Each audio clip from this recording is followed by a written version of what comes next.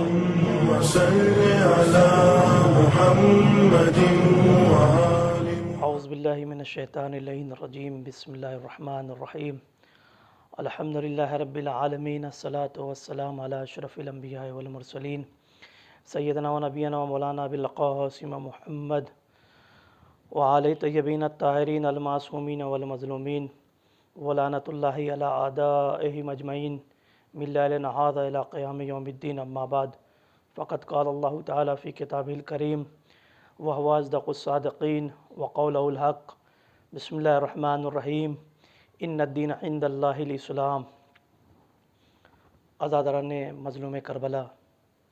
سوگواران سید الشہداء، میں نے جس قرآن کی آیت کو آپ حضرات کے سامنے تلاوت کرنے کا شرف حاصل کیا ہے، اس آیت میں ارشاد خداوندی ہو رہا ہے کہ اللہ کے نزدیک اگر کوئی دین ہے تو وہ صرف اور صرف دین اسلام ہے۔ ہاں، ارباب ازا اسی دین کو بچانے کے لیے آج 28 رجب کو حسین اپنے پیارے نانا کے وطن کو الوداع کہہ رہے ہیں۔ عزاداران مظلوم کربلا، جب حسین 28 رجب کو اپنے نانا کے وطن سے الوداع ہو رہے تھے تو ایک مرتبہ اس سے پہلے مزار رسول پہ آئے اور آنے کے بعد کہتے ہیں، نانا آپ کے قبر کا مجاور حسین مدینہ چھوڑ رہا ہے، اے نانا آپ کی امت مجھے چین سے رہنے نہیں دیتی، اے نانا خدا حافظ۔ ارباب ازا اس کے بعد حسین بھائی حسن کی قبر پر آئے اور آ کر کہتے ہیں، بھیا حسن آپ کا بھائی حسین مدینہ چھوڑ رہا ہے، اے میرے بھیا خدا حافظ۔ ارباب ازا اس کے بعد تاریخ بتاتی ہے کہ حسین ماں کی قبر پر آئے اور ماں کی قبر سے لپٹ کر بیان کرنا شروع کر دیے، اماں جس حسین کو آپ نے چکیا پیس پیس کر پالا تھا وہ حسین آج مدینہ چھوڑ رہا ہے۔ عجب نہیں قبر سیدہ لرزنے لگی ہو، آواز آئی ہو، اے میرے لال میں بھی تیرے ساتھ ساتھ چلوں گی، اجرکم اللہ۔ ارباب ازا جب حسین 28 رجب کو مدینہ کو الوداع کہہ رہے تھے تو بنی ہاشم کے بڑے بزرگ حضرات حسین سے ملنے کے لیے آئے۔ عبداللہ ابن جعفر طیار، عبداللہ ابن عباس اور محمد حنفیہ تشریف لائے۔ جب بزرگ حضرات الوداع کہہ کر جا چکے تو ایک مرتبہ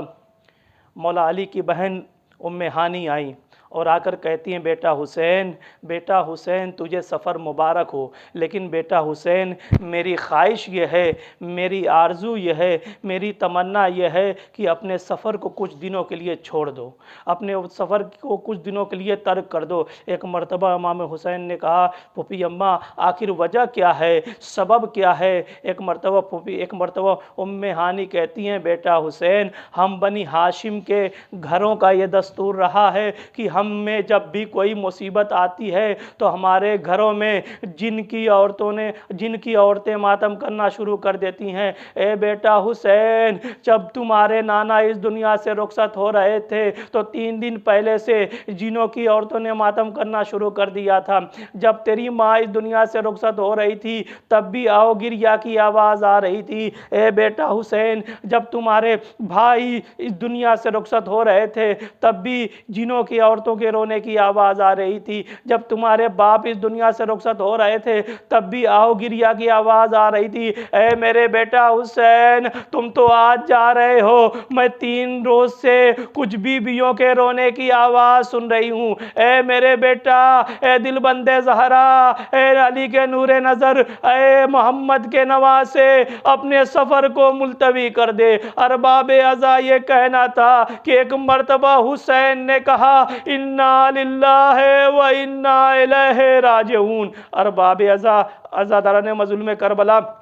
ابھی امام حسین اپنی پھوپھی ام ہانی سے بات کر ہی رہے تھے کہ ایک مرتبہ رسول کی بیوی ام سلمہ آ گئیں۔ ارباب ازا وہ واقعہ، وہ منظر آپ کو یاد ہوگا کہ جب رسول خدا امام حسین کو دیکھ کر گریہ کر رہے تھے تو ایک مرتبہ ام سلمہ نے کہا، یا رسول اللہ آپ کیوں رو رہے ہیں، آپ کیوں گریہ کر رہے ہیں؟ اس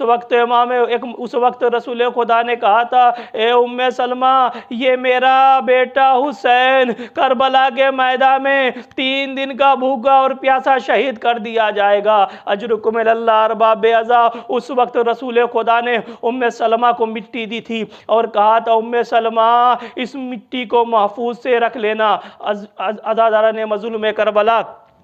ام سلمہ مولا حسین کے قریب آئیں اور آ کر کہتی ہیں بیٹا حسین کہیں بھی جانا مگر عراق کی طرف سفر نہ کرنا، اس لیے کہ تمہارے نانا ہائے عراق کہہ کے گریا کرتے تھے۔ اجرکم اللہ ارباب عزا۔ یہ سننا تھا کہ ایک مرتبہ حسین نے انگلی کا اشارہ کیا، ساری زمینیں پست ہوئی، کربلا کی زمین بلند ہوئی، ایک چٹکی مٹی اٹھائی اور نانی ام سلمہ کو دے دیا۔ ادھر حسین مدینے کو الوداع کر گئے، ادھر حسین مدینے کو الوداع کہہ کر چلے گئے، نانی ام سلمہ کے پاس مٹی موجود رہی۔ اجرکم اللہ ارباب عزا۔ شعبان کا مہینہ گزرا، رمضان کا مہینہ گزرا، شوال کا مہینہ گزرا، ذیقعدہ اور ذی الحجہ کا مہینہ گزرا، افق مدینہ پر محرم کا چاند نمودار ہوا۔ ادھر ام سلمہ کے دل کی عجیب کیفیت ہے، ادھر ام سلمہ کے دل کی عجب عالم ہے، بار بار حجرے میں جاتی ہیں، شیشی دیکھتی ہیں، مٹی ہے، دل کو سکون مل جاتا ہے، پھر حجرے میں جاتی ہیں، شیشی میں مٹی دیکھتی ہیں، دل کو سکون مل جاتا ہے۔ ارباب عزا عاشور کا دن قریب آیا، ظہر کی نماز سے پہلے پھر ام سلمہ حجرے میں گئیں، کیا دیکھتی ہیں کہ شیشی میں مٹی ہے، دل کو سکون مل گیا۔ لیکن ارباب عزا ظہر کی نماز کے بعد ایک مرتبہ کچھ دیر کے لیے ام سلمہ آرام کرنے لگی۔ اب ام سلمہ کی آنکھ لگی، خواب میں رسول خدا آ گئے اور کہنے لگے ام سلمہ ارے تم آرام کر رہی ہو، میرا بیٹا حسین کربلا کے میدان میں 3 دن کا بھوکا اور پیاسا شہید کر دیا گیا، اے ام سلمہ اٹھو تم مجھے پرسا دو۔ ارباب عزا یہ سننا تھا، ایک مرتبہ دہشت میں ام سلمہ کی آنکھیں کھلی، دوڑتی ہوئی حجرے کے قریب گئی، کیا دیکھتی ہیں کہ شیشی سے خون تازہ ابل رہا ہے، چیخ کر کہتی ہیں اے مدینے کی عورتیں آؤ، اے بنی ہاشم کی عورتیں آؤ مجھے پرسا دو، میرا بیٹا حسین کربلا کے میدان میں 3 دن کا بھوکا اور پیاسا شہید کر دیا گیا۔ ارباب عزا یہ کہہ کر ایک مرتبہ ام سلمہ زمین پر گش کھا کر گر جاتی ہیں، زمین پر گش کھا کر گر جاتی ہیں، بے ہوش ہو جاتی ہیں۔ میں ہاتھوں کو جوڑ کر کہوں گا اے ام سلمہ